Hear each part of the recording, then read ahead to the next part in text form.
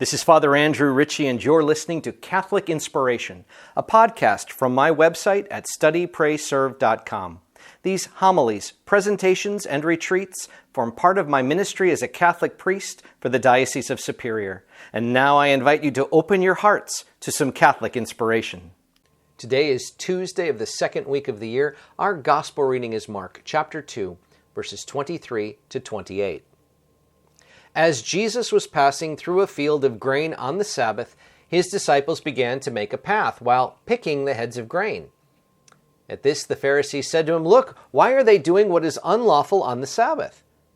He said to them, "Have you never read what David did when he was in need and he and his companions were hungry? How he went into the house of God when Abiathar was high priest and ate the bread of offering that only the priests could lawfully eat and shared it with his companions?" Then he said to them, "The Sabbath was made for man, not man for the Sabbath. That is why the Son of Man is Lord even of the Sabbath." All right, so the Sabbath, the day of rest. Our Jewish brothers and sisters to this day still celebrate the Shabbat, the Sabbath day. That would be a Saturday for us. Remember, it took God 6 days in Genesis for the making of the heavens and the earth. And on the seventh day, God rested.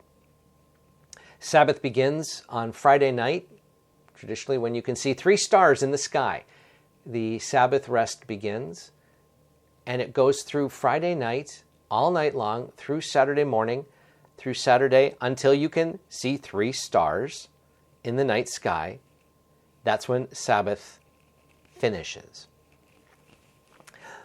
In order to protect the Sabbath, to make it a day of rest, to focus on God, there were some pretty strict limitations on what you could and couldn't do. You were really restricted from working. And part of that would include things like harvesting. Harvesting grain. You didn't do that on the Sabbath. You rested. You prayed. You had some very quiet, intentional time with family, loved ones. Again, it was a time to put God at the center of life, to rest in the Lord. This is a beautiful tradition, but like lots of things, it can get taken too far. And so here you got Jesus, the disciples, they're picking grains of wheat. They're hungry. Well, they were technically working, and you couldn't do that. And this is where this is coming in this passage.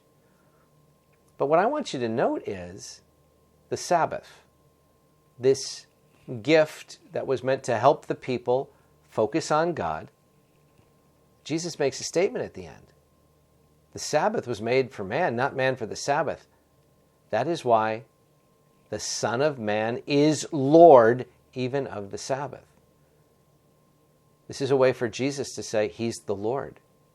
And he's the Lord of all of it, all of life, all things, including the days of rest that are meant to give glory, get this, to him.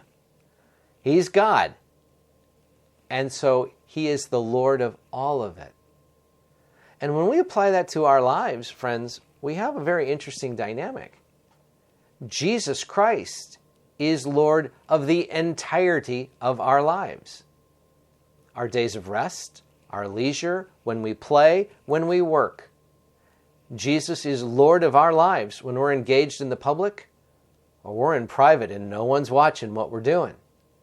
Jesus is Lord of every aspect of our lives. And the minute that dawns on us, we can begin to do some honest soul searching and say, okay, do I like what I'm showing the Lord of my life? All of it, the whole of it. Sometimes we can get pretty good at compartmentalizing our lives, separating out, what people see, what people don't see, what's done publicly, what's done behind closed doors. We stand before the Lord, he knows it all. He is the Lord of the Sabbath, but he's the Lord of every aspect of our universe. And that means there's nothing hidden. That means there's nothing that's not under his direct authority. Everything belongs to Christ. Everything will be held accountable to Jesus. You want challenge? That means all of our sins are known. You want a challenge? That means that Everything that maybe people don't know about us, He knows. You want to challenge, that means that there isn't anything that is hidden, anything that, is like gets a free pass. Jesus is the Lord of the Sabbath, but He's the Lord of all of life. Now, while that can be a very sobering thought, the hope and inspiration is this. He already knows our worst. He already knows our limitations, our weaknesses. He knows that. So don't be afraid, but rather we turn to Him honestly, humbly, and we ask for the help and strength we need right here, right now.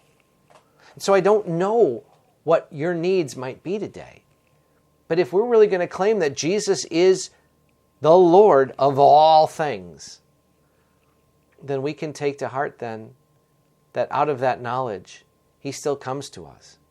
And out of that knowledge, we can run to Him. Don't be afraid. He's the Lord, and He'll help us that we will continue to grow in this life to be with Him in the next. God bless you all. This is Father Andrew, and I hope this podcast inspires your faith. Now, if you found it helpful, please share it with a friend, and you can help me by leaving a rating and a review. I keep all my listeners in my daily prayers, and I ask for your prayers in return. God bless you, my friends.